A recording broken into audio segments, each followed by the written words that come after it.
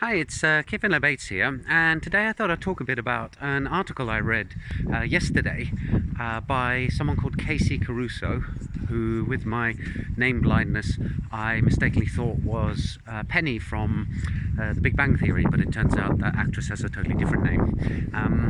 And she makes a very good point in the essay, namely that blockchain is so complicated, well, not complicated, but encompasses so many different things that we have lots of different segments within the blockchain space, which people are particularly passionate or concerned about. And this makes it quite complicated for outsiders to try and grasp what it is that we're on about. It's kind of a parallel would be looking at the car, right?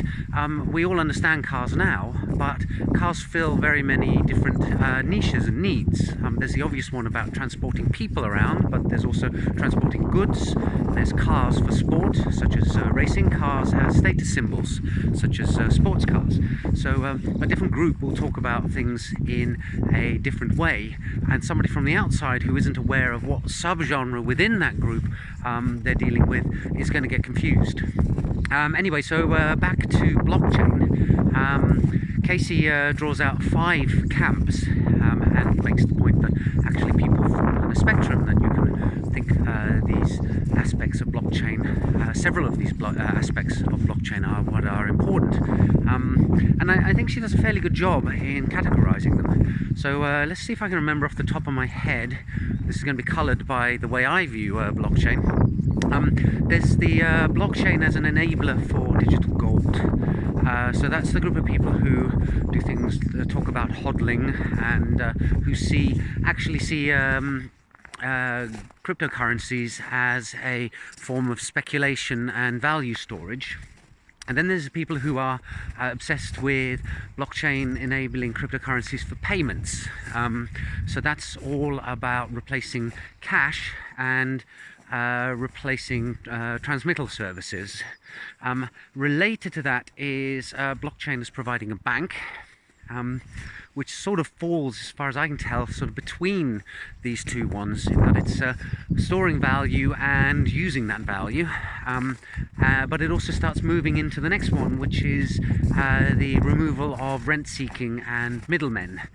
So the idea of the decentralization starts popping up in this category as the more important, rather than the unique unforgeable digital asset aspect, which the others are actually more interested in.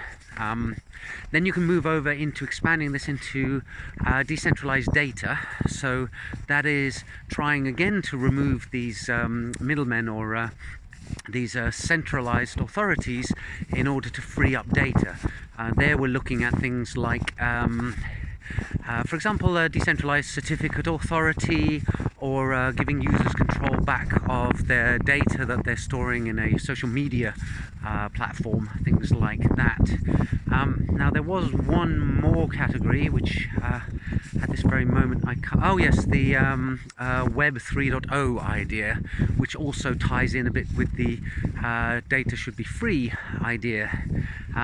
In that, that's looking at blockchain as an enhancement to the internet, so that the way that the web was this sort of allows the sharing of information, that Web 3.0 through blockchain will allow the sharing of value in the same way.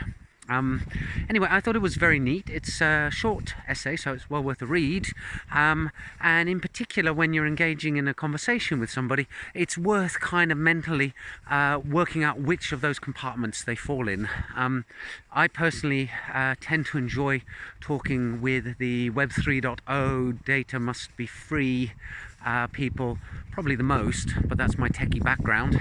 And then I'm also interested in some of the economic sides of things. So that's the blockchain replacing banks and payment systems. Probably the one that I'm least interested in is people who are just going on and on about speculating and don't really seem to care actually about the underlying technology, other than the fact that it frees them up to be able to avoid dealing with stock exchanges or banks and to trade directly with each other.